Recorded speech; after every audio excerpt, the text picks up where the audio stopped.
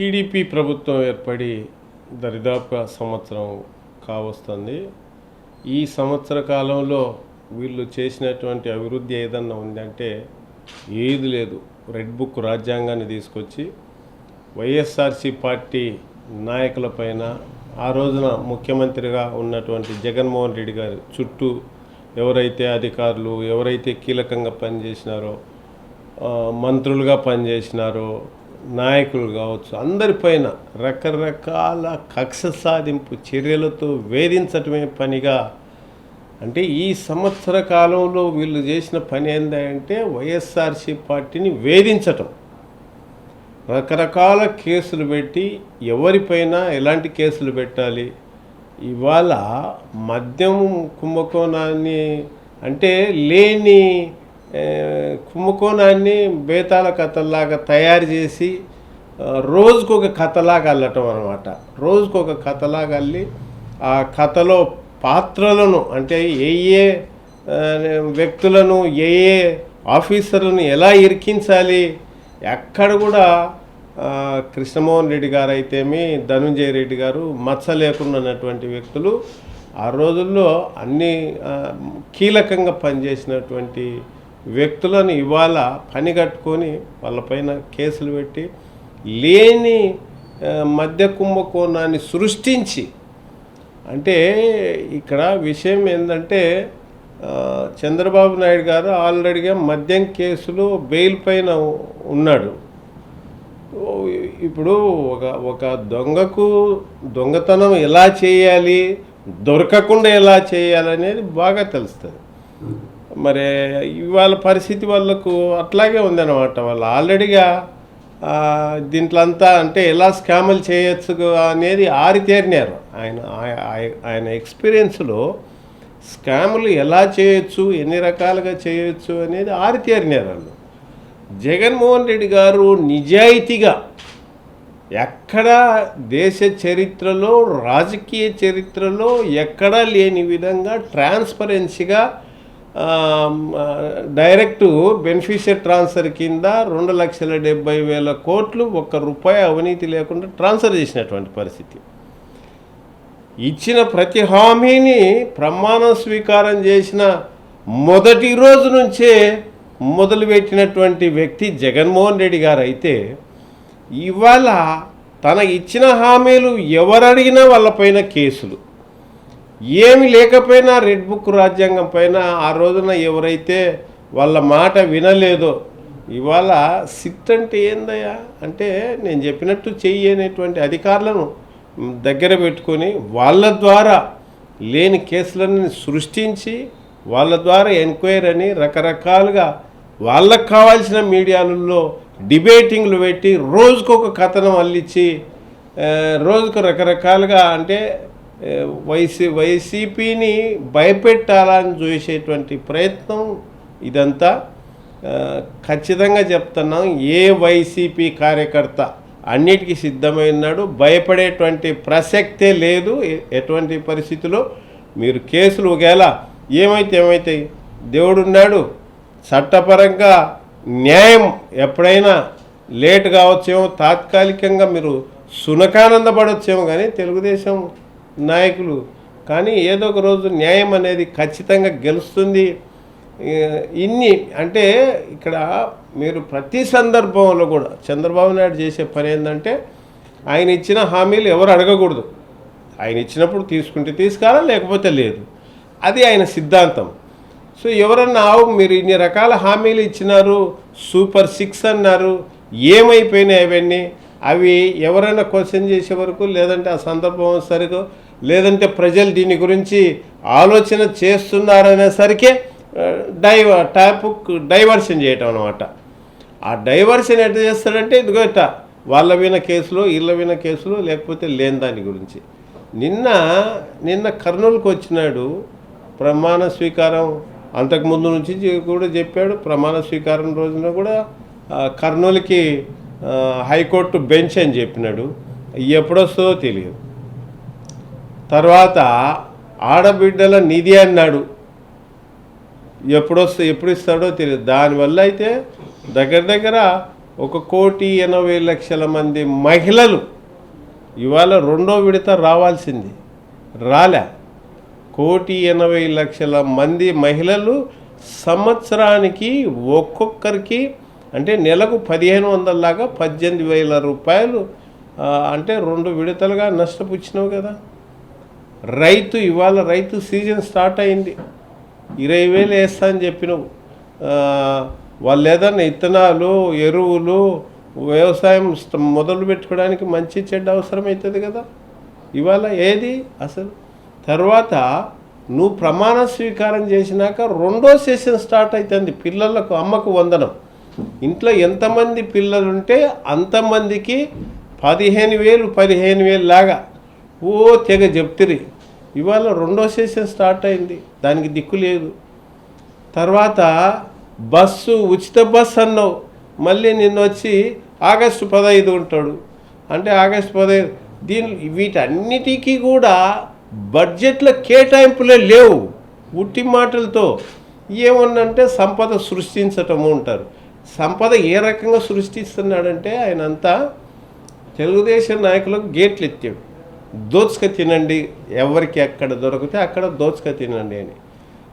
Belt షాపులు కూడా వేలం వేసి మద్యం అమ్ముతున్నారంటే అంటే తప్పులు మీరు చేస్తూ ఓహో ఈ తప్పులు వీళ్ళు కూడా చేసింటారేమో అనేటువంటి ఉద్దేశంతో కథలు అల్లుతున్నారు తప్ప ఇది ఇంకొక రకంగా కూడా దీన్ని ఎట చేయొచ్చు అంటే దొంగతనం చేయాలంటే ముందు అందరినీ డైవర్ట్ చేయాలన్నమాట. మనం పక్కన ఏదో అలజడి సృష్టించినట్టు అక్కడ ఏదో జరుగుతుందంటే అందరు బోలమంటే అక్కడ పోతారు, ఇక్కడ దోచుక తినొచ్చు అనేది.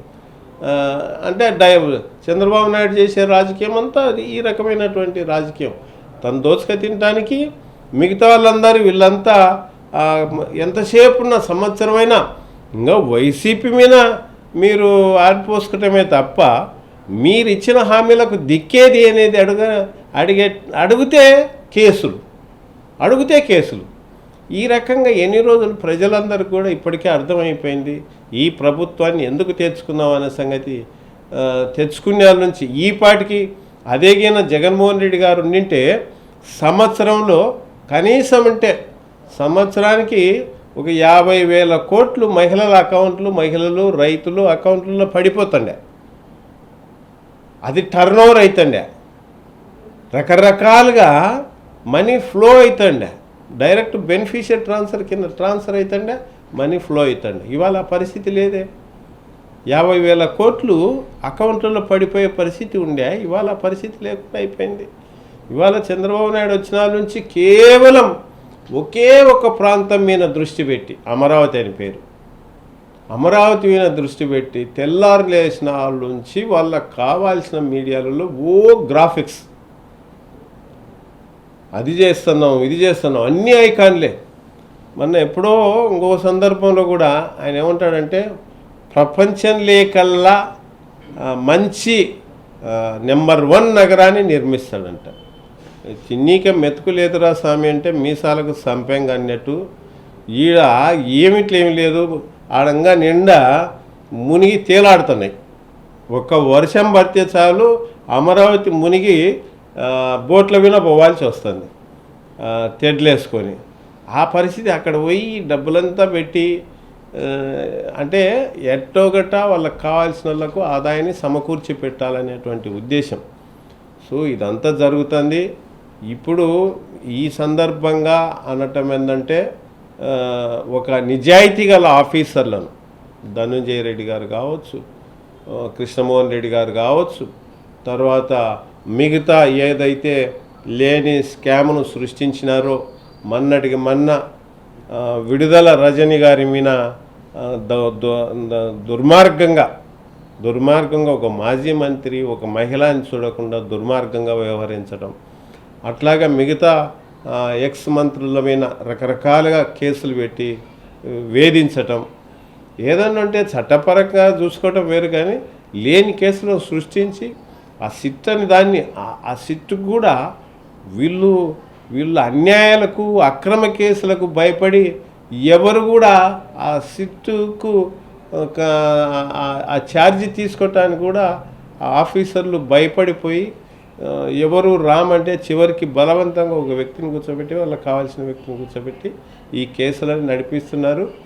ఖచ్చితంగా చెప్తున్నాం, మళ్ళీ తిరిగి వైసీపీ ప్రభుత్వం వచ్చి తీరుతుంది ఆ రోజున. ఎందుకంటే ఆఫీసర్లకు అందరికీ ఒకటే విజ్ఞప్తి చేస్తున్నాం ఈ సందర్భంగా, రాజకీయం అనేది 5 సంవత్సరాలు తర్వాత సంగతి చెప్పలేము, కానీ ఆఫీసర్ అనేవాడు ఒక 30 సంవత్సరాలు సర్వీస్ చేయాలి. గవర్నమెంట్, ఈ గవర్నమెంట్ ఆ గవర్నమెంట్, నిజాయితీగా పనిచేయండి. మీరు నిజాయితీగా పనిచేయండి తప్ప ఇవాళ గవర్నమెంట్ ఉందని వాళ్ళకు లొంగిపోయి పనిచేస్తే రేపు పొద్దున వైసీపీ ప్రభుత్వం వస్తుంది. ఖచ్చితంగా మా దగ్గర బుక్కులు ఉన్నాయి రాసుకోవడానికి, మా దగ్గర పెన్నులు ఉన్నాయి. ఏ ఆఫీసర్ అయితే దుర్మార్గంగా వన్ సైడ్ పనిచేస్తాడో వాళ్ళను వదిలిపెట్టే ప్రసక్తి ఉండదు. అది గుర్తుపెట్టుకొని మీరు పనిచేయండి. ఏదైనా సరే ఆ రోజున జగన్మోహన్ రెడ్డి అంటే పరిపాలన ఒకసారి కంపేర్ చేయండి. ఆ రోజున కులం లేదు, మతం లేదు, రాజకీయం లేదు, అన్ని వర్గాల ప్రజలు ఆ తెలుగుదేశం వాళ్ళైనా సరే ఆ పథకాలు అందియండి, ఇంటికి పోయి అందజేయండి, అర్హుడై ఉంటే చాలు అని చెప్పినటువంటి వ్యక్తి జగన్మోహన్ రెడ్డి గారు. ఇవాళ ఒక ముఖ్యమంత్రి స్థాయిలో పార్టీ ప్రెసిడెంట్ కాదు చంద్రబాబు నాయుడు చెప్తాను, ముఖ్యమంత్రి